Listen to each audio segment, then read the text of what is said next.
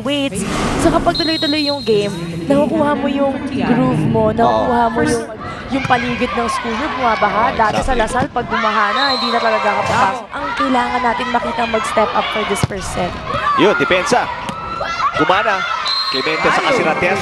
Of weakness ng koponan ng TIP at talagang ginagawa ng TIP lahat na lakasan yung kanilang serve para hindi maka-atake itong mga spikers ng Perpetual. Na nakikita mo yung galaw ng kabilang team. And siguro at this point, gusto na rin makita ni...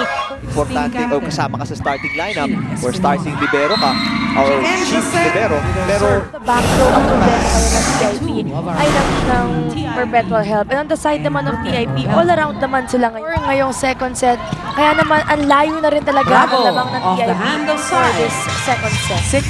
bravo nakapuntos doon para sa Lady Altas pero More kagad. So, importante sa kanila yung 1:1, hindi nila pinapatagal yung pag-service ng Lady Altas.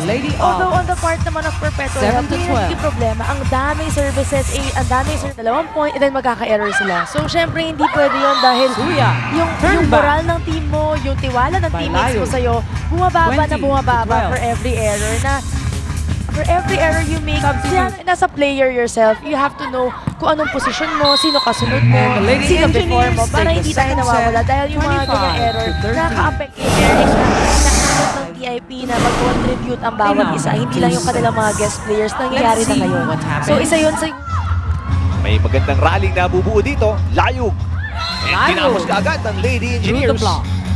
4 for TIP. Napako sa 0 itong score ng Lady Altas. Baka makadagdag lang sa pressure at mapahirapan pa sa sarili mo ng maigi. Para pagdating dito, maglalaro ka na lang, konting pressure. Siyempre, importante yung pressure para makagalaw ka, pero... Off speed. One of the few times. Pero, Imbo. Ito si Paan. Off the block ni Cindy Bo. And pupuntos na naman ng Lady Engineers.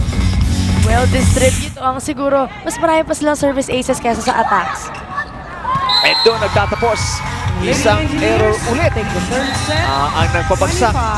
Tuluyan. And Eric yung blocking ng Perpetual dahil kahit saan mo talaga ibigay yung bola, kayang-kaya nila ipaluin at talagang threat ang bawat spiker nila for today. Well, sweep para sa Lady Engineers.